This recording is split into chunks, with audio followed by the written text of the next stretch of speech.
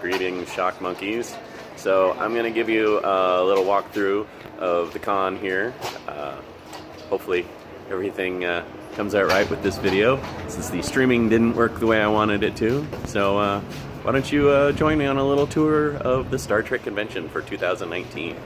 This is the hallway where you enter the convention. Now you'll see coming up on the right is the line for the photo ops. Now, this is not the actual line for the photo ops. This is the line to get into the line for the photo ops. So, very much line con. And, yeah, cattle pen situation going on inside. Now we're further down the hallway, about to enter the recreation of something that was near and dear to my heart. Now, this is not the Quarks that I worked at, but this is the Quarks pop-up that they do at the convention every year. So, as you will see up here on the left is the sign. Little different sign than the one that hung above the experience. This is a more Cardassian-style sign, but artwork that was used in books and Star Trek memorabilia nonetheless. As you can see inside, we have one of the bars with an actual bartender bartending, serving Star Trek named drinks, however, not the recipes that were served at the original Quarks, but still fun nonetheless. Secondary bar over here. We only had the main bar at Star Trek, although we did have the Captain's Lounge bar up there. Now, coming up ahead here is something that's really crazy. This is a scratch-built model of the Enterprise E.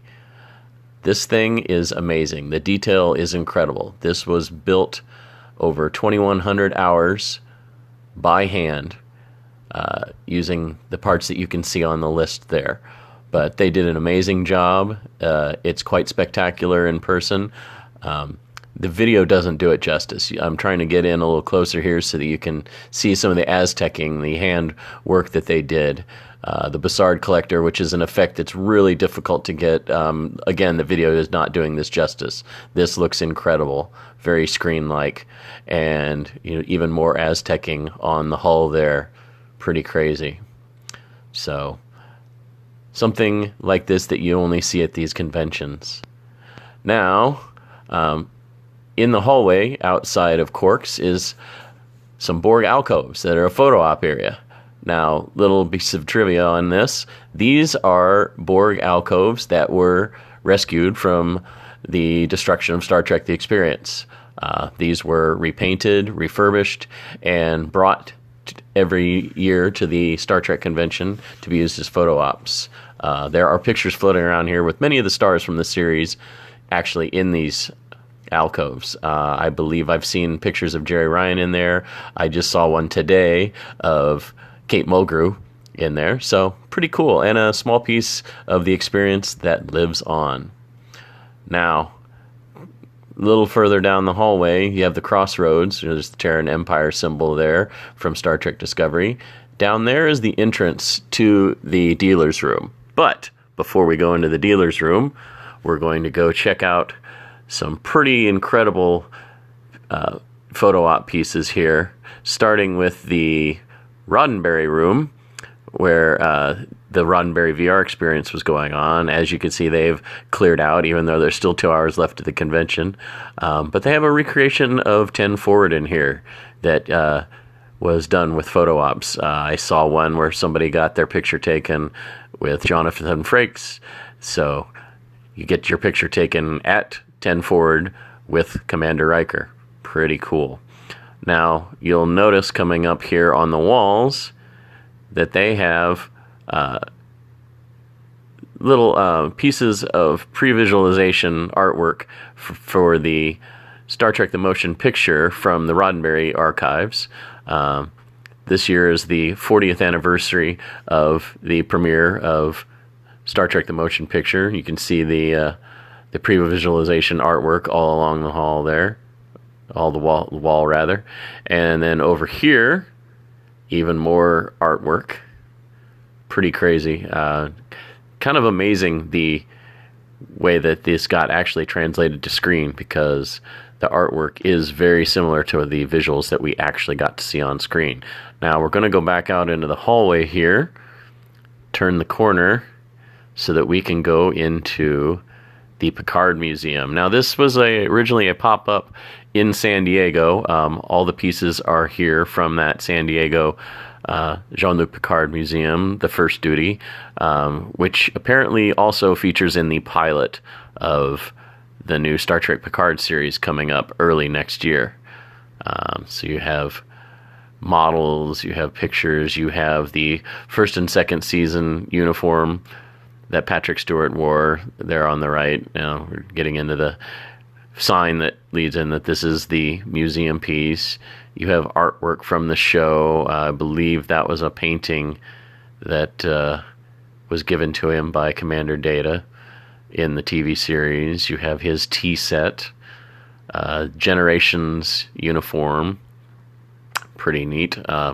If I'm not mistaken, that was also from the Experience Museum. There's an Enterprise D model. The Resican flute, which I believe was also in the museum that we had at the Experience. Pretty crazy.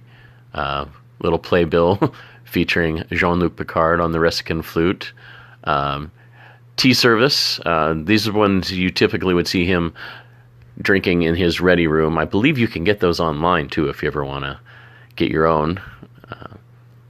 More set pieces, props from the show.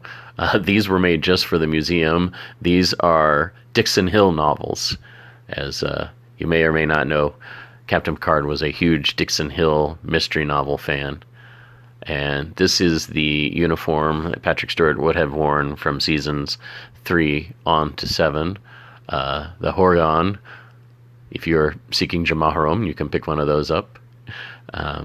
Pictures from his past. And then this is actually the Picard family history book that was also featured in the museum at Star Trek The Experience. There are several pages in here that can be flipped open to, but that's the page that they have it open on here in the museum. Model of the Cousteau, that's the captain's yacht from the Enterprise E. Pretty intricately detailed model. His uniform from First Contact. There's the Enterprise E itself, that model. You have several awards that Captain/Admiral Picard has won through his career. Dress uniform from Star Trek Insurrection and Nemesis. Borg Queen's skull from First Contact. I think that was also in the Star Trek Experience Museum, if I'm not mistaken. Coming up here, we have bottles of Chateau Picard, the wine that Picard is making. That's his uniform that you see from the trailer of the show. Well, actually, it's his costume, I should say, not uniform, and the trailer playing on there. And then out the door, back into the hallway here, we're going to go next door and see something pretty cool, which is the Star Trek Original Series bridge recreation. This is another one of those photo op areas that they have, but it actually came out pretty well. Now, it's not an exact one-to-one replica. I believe it's about 3/4 scale, because when you see it up close here, it does seem slightly smaller than what I've seen of even the Star Trek set tour in Ticonderoga, New York. But you've got those crystal backlit buttons like they had on the series, turbo left door, captain's chair, the helm and navigation station, Spock scanner there in the background. But overall, a pretty neat little recreation, and a great place to get your photo taken if you want to pay for it. It's pretty awesome. So yeah, very cool. And now let's move on to the hallway into the dealer's room. So on the hallway here to the dealer room, you have photo ops like the Agonizer booth from Star Trek Discovery, as well as things like the transporter pad photo op. They will actually take your picture and then give you the photo and kind of beam you out. So that's kind of neat. And then over here, we have the Gene and Majel Roddenberry Exhibition Hall. Let's go inside.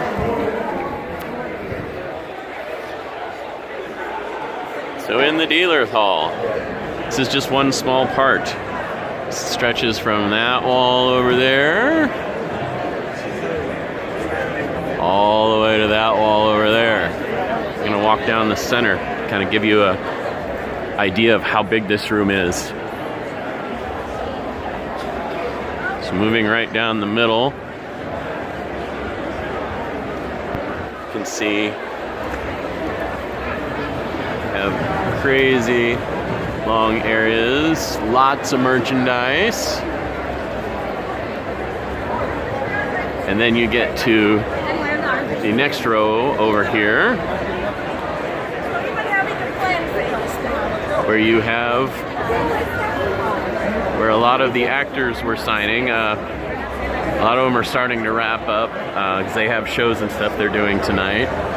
But you can kind of see how many signing areas we have in the room. I'll walk over this way because a lot of the Next Gen era cast are signing over here. This is the Roddenberry Entertainment booth. Selling out of stuff quickly, as you can see.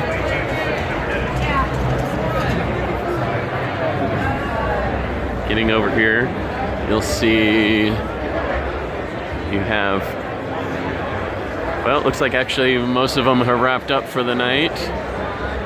Nichelle Nichols is still here, but this is where they were doing a lot of the signing during the con. Now on the opposite wall, I'm gonna take the long way around to get there so it's a better shot. You can see more signing areas. People have wrapped up. It's kind of weird. People are wrapping up kind of early. There's still like 2 hours of this thing left. They usually don't pack up this early. But part of the reason I'm taking the long way around here is because I want to take you over to the Discovery area where the majority of the Discovery cast are signing right now. Got to sit through some of the panels. That was pretty awesome. They did a bang-up job of presenting the show and then also not spoiling season 3, which makes me both happy and sad because it's like, oh, I would have loved to have found out some little tidbits about the new season, but we'll see it when it airs.